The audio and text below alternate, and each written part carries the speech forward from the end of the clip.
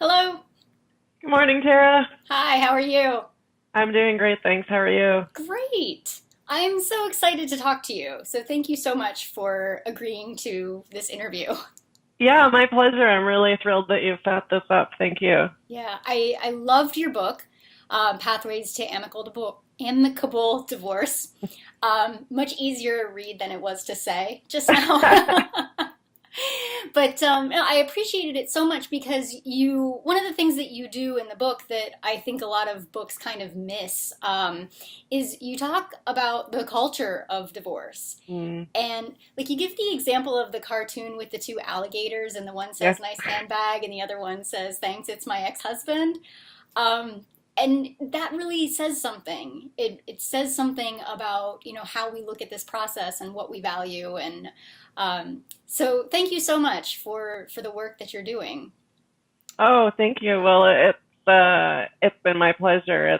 It's something I've been working on for a number of years now, and the thoughts really came together for me this year, and the book really just poured out of me.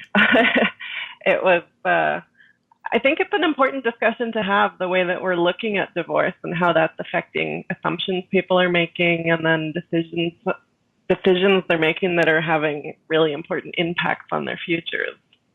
Exactly. So can you talk about how you came to this point? I know that you're an attorney. So can you talk a little bit about your background and your journey?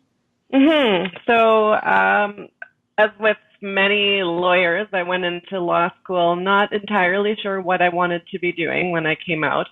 I knew that I wanted to acquire some marketable skills, and I knew that I wanted to get into the helping profession, but I wasn't sure exactly how that would be focused. And then a big turning point for me was when I took my family law course. I had a very inspiring professor, Jillian Calder, who actually wrote the foreword for the book for me. And she opened my eyes to the issues that families are facing. And it struck me that helping families through these transitions, which are really some of the most pivotal moments in their lives, uh, would be personally fulfilling, because family is really at the core of everything for most people. It really is. And that was something when I fell in love with divorce, which I know most people don't say. But I guess maybe I should say when I became really curious about divorce and when I became very passionate about it, I thought about becoming an attorney Mm. because I saw the ways that families are tearing each other apart. And I knew that there was a problem in the system, and I thought, well, I want to be an attorney and I want to help people through this. And then I kind of stepped back and I looked at attorneys and the way that they function in the system. And I realized that they're kind of part of the problem. And it's not their fault, but it's the way that we look at attorneys and the assumption that we have about how this person is supposed to function in the process. So is that what you found, was that people had a certain Well, intention? it's it's maybe a two-part issue. One is the way that clients come to lawyers and the expectations that they have, but the other is built into the system itself, and the adversarial process and the professional responsibilities that lawyers have within the adversarial process uh, mandate them to perform certain functions in order to not be professionally negligent. So it's a very lengthy, time consuming, expensive process, but it's one that lawyers generally have to take their clients through in order to be fulfilling their professional duties. I see. So when you came to family law and you worked in this process, and then you started to kind of learn the ins and outs, and you looked at the different ways that people can handle this. So at what point were you inspired to write the book? Well, I've been thinking about these ideas for a number of years. I sort of knew intuitively right from the beginning that the court system was not the way that I wanted to focus my career. So in Canada, after you go to law school, you have 1 year of what's called articling, which is essentially practicing as a lawyer, but under the supervision of a senior lawyer. So it was during that first year out of law school when I started taking the professional courses for mediation training and collaborative law training. I've never been really inspired by debate and banter and that whole sort of TV aspect of lawyering. For me, I love getting to the solution. I want to help people work out the problem and get it done. And that is what is really personally satisfying for me. So I was doing that training right from the beginning. But of course, alongside of that, I was working in the standard, sort of the default system of the court process. And over those years, I began to see all of the shortfalls that were really affecting families in what I found to be a negative way a lot of the time. So the ideas were percolating for several years, but I just started writing the book in January of this year. It really poured forth fast. Yes, it did. You weren't kidding. Yeah. And here we are in August, and it's out there and available. So Yeah. it's full of fantastic information. You really, and like I had said earlier, it's such an easy read. And you really guide people. You let them know what options they have and kind of, what the pros and cons are of things. And you talk about not only, the work that you're doing in Canada, but you kind of look at it as all of North America. So people here in the United States can read this book and find it helpful. People in Canada can read the book and find it helpful. It's not specific to a certain law system. It's a little bit more about the human process, which Exactly. I like to say that divorce is a human process with a legal document attached to it, very much like marriage is a human process with a legal document attached to it. Yeah, for sure. So I'm very much in favor of empowering people to have discussions and make decisions for themselves, which is exactly what you help people to do in the book. So I wanted to give them a little bit of the very basic information, just a starting point for the legal process. So that bit was focused on Canada and the U.S. But as you say, the other processes are really applicable anywhere in the world. The collaborative system and mediation are processes that are being done around the world. So what are you seeing as far as the traditional culture for the process and now, looking ahead toward people having more collaborative processes? And we have, there's different options that people can take toward that. I mean, they can litigate, which is obviously the ugliest way to do it. There's the collaborative law process, and then there's the, the mediation and even the kitchen table negotiation process that, where people can come together a little bit more through the different areas there. What are you seeing as far as the cultural trends from one end of the spectrum to the other? Is it happening quickly, or is it a little bit more slow? Well, I think it's been slowly picking up over the last probably decade or so. There's definitely a growing awareness of the long-term impact that ongoing conflict has on the couples as well as children.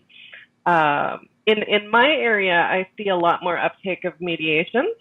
Collaborative law isn't quite as popular, and so there's the issue where people haven't heard their best friend and their sister and their aunt tell them about the process. So people do tend to like to go with something they're comfortable with, something they've heard about, and mediation certainly seems to be more common here anyway.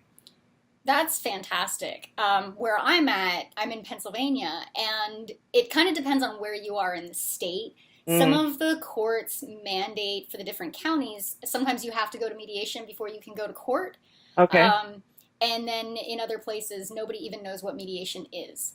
Right. So, Yeah, well, I mean, the courts here are jam-packed, so there are definitely a lot of families going through the court system, but I think there is a growing awareness, and the helping professionals, the counselors and accountants, and a lot of the professionals in the community who people reach out to contact, even mortgage brokers and notaries, are familiar with the options, and I'm seeing a lot of recommendations from those folks. That's great to hear that the other professionals are on board, or at least familiar.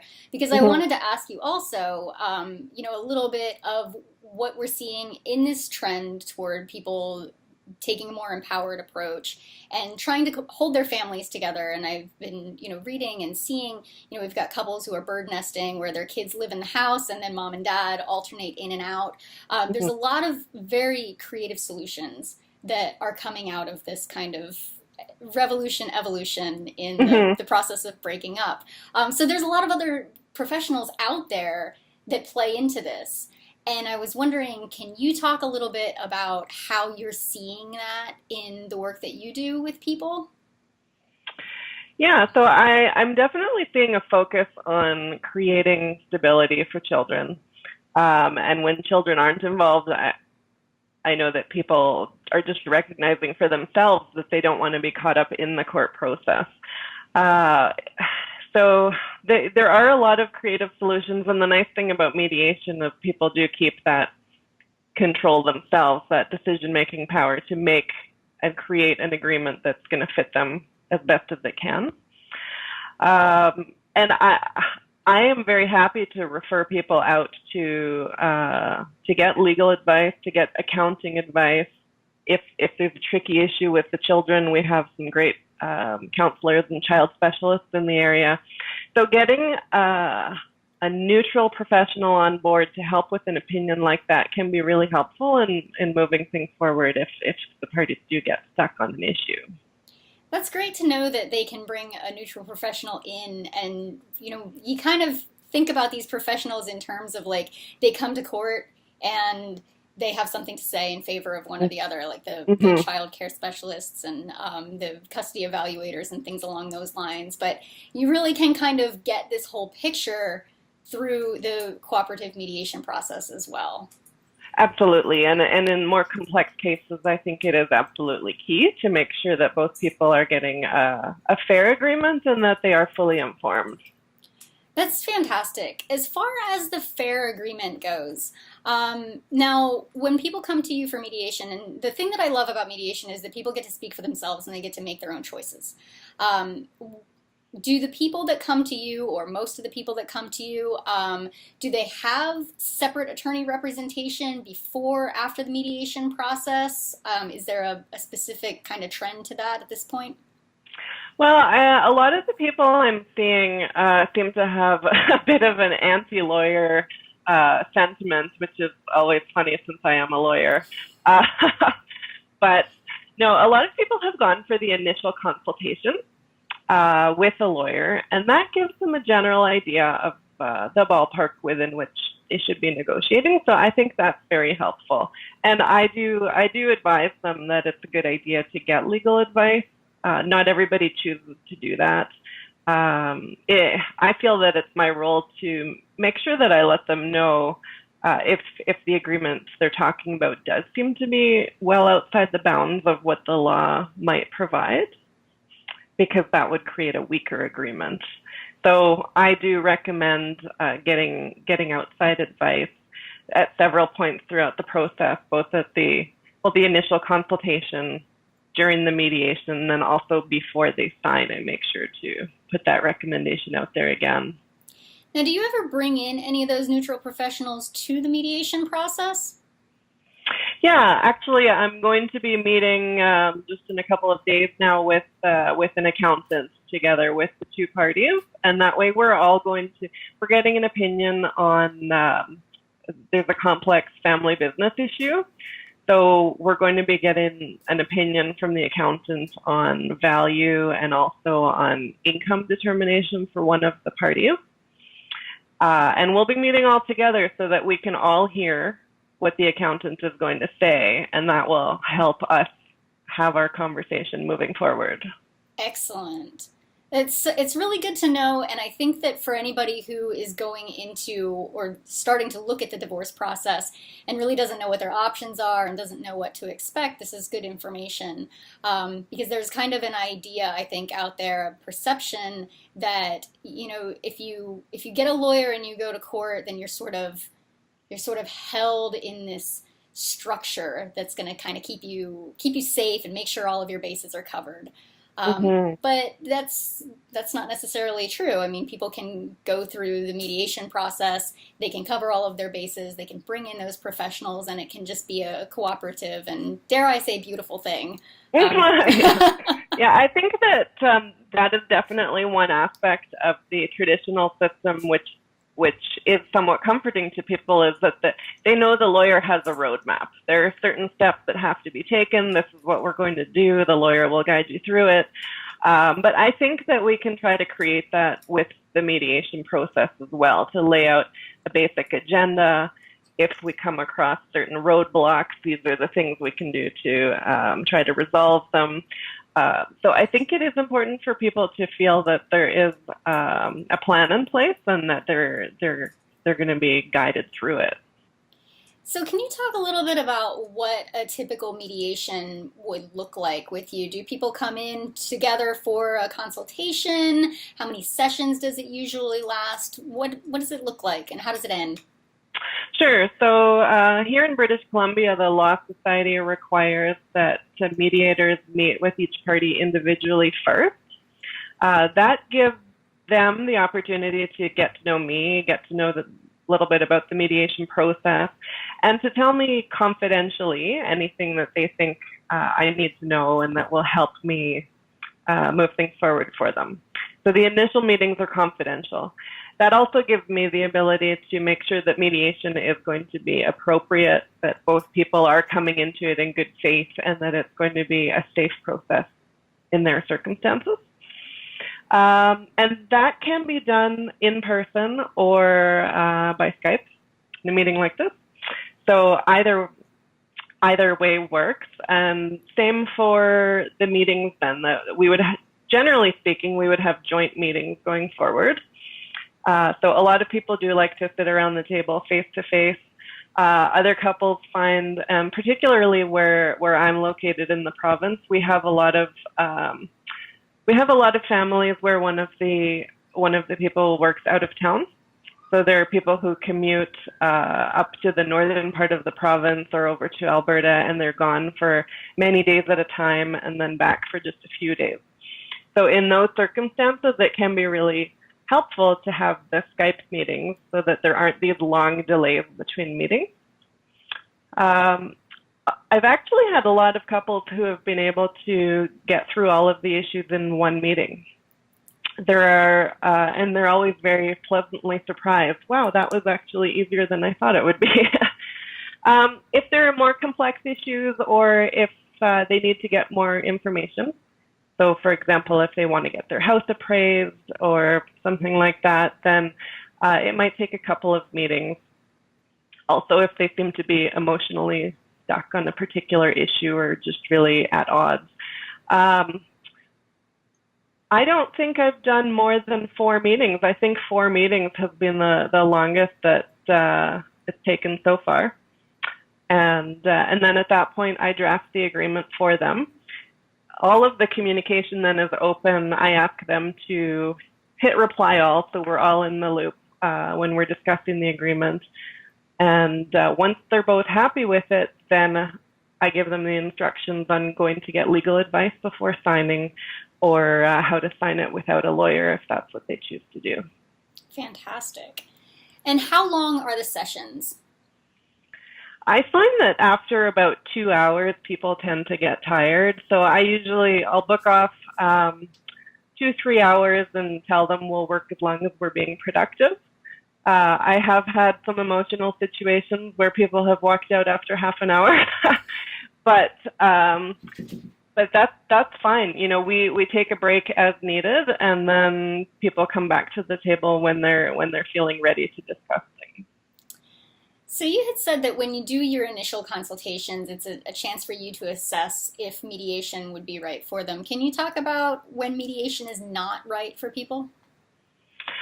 Well, I think if the relationship is highly volatile and there's a potential safety risk, so in some cases of domestic violence, it can be certainly unsafe to be in the same room together. There is some discussion about whether or not the mediation process is still better than the court process. And I do find that there have been clients who have experienced domestic violence who have told me very strongly that they would rather mediate than go through court. And in those situations, I do like to make sure that the person has extra supports in place. So a lawyer is a great idea in that kind of situation, a counselor, having a friend available to talk to make sure that the person is not feeling pressured into agreeing to anything in particular. I don't want coercion to be part of the process. And in those serious situations, I think Skype is a better system. That makes sense. Thank goodness for technology. We can, Yeah. people have so many options now. Yeah. So And that's very interesting. And then as far as if mediation isn't going to work for people, have you ever had that happen where you start to go down the road for mediation and then they decide that they don't want to do it anymore and they want to go and get attorneys? yeah, I had one couple recently, and they're still in the mediation process. But my sense is that if they don't make some changes soon, they might be heading towards the court process. And it's an interesting situation where both people are very, very much entrenched in their own positions, and neither one seems to be wanting to make any concessions. So, it's one of those things where mediation works when both people have the willingness to bend in order to find some common ground. But if both people are going to be really digging in their heels and not wanting to make any movement towards what the other person is seeking, then it's very difficult to make any progress. Mm-hmm. But it sounds like for the most part, you're working with people who are coming together, they're working through it, and getting things wrapped up pretty quickly. Absolutely. And of course, people are self-selecting. So it is the people who have that mindset who are choosing to come to mediation. And because of that, I'm finding a lot of success. And like I said, many of the couples don't need more than the one joint meeting. That's great. I don't have any other questions for you. Is there anything else that you would like to say as far as advice for people who are embarking on this process, besides reading your book, which that is my piece of advice for anybody that's embarking on this process. Read the book, but anything else from you? Well, I would say that mediation is absolutely worth a try. It will save so much time and stress and money, and it's really, there's a very low risk. So you're only losing a little bit of time if it turns out not to work.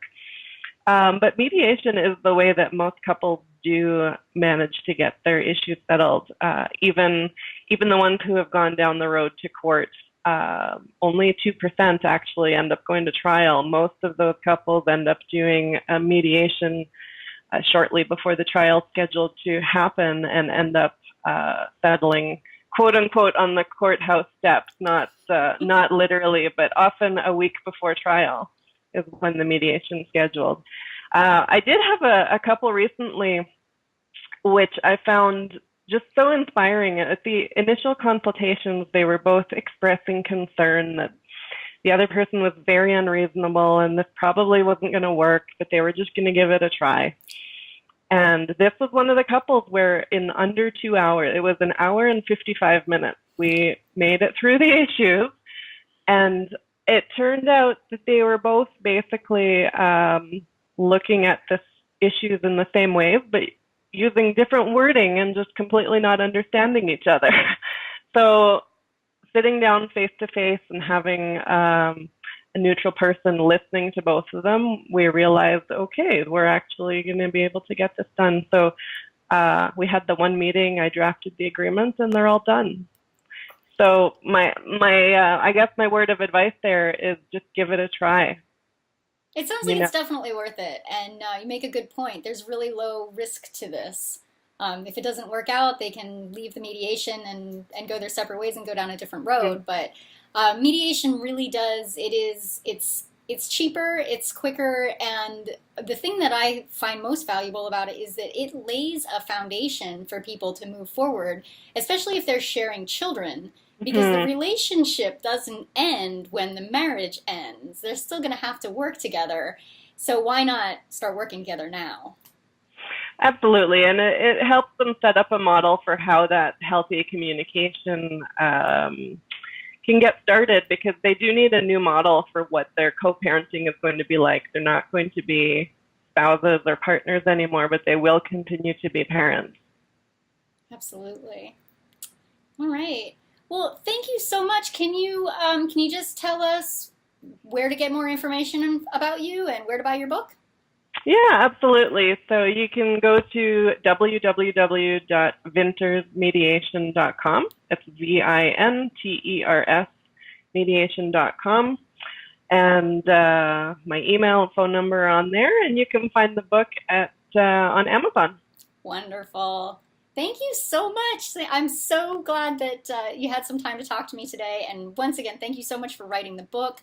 I hope that it helps a lot of people to lay a much more productive foundation for their divorce process. Absolutely, and thank you so much for your support, Tara. It was fantastic talking to you. Thanks, you too. Take care. You too. Bye-bye. Bye.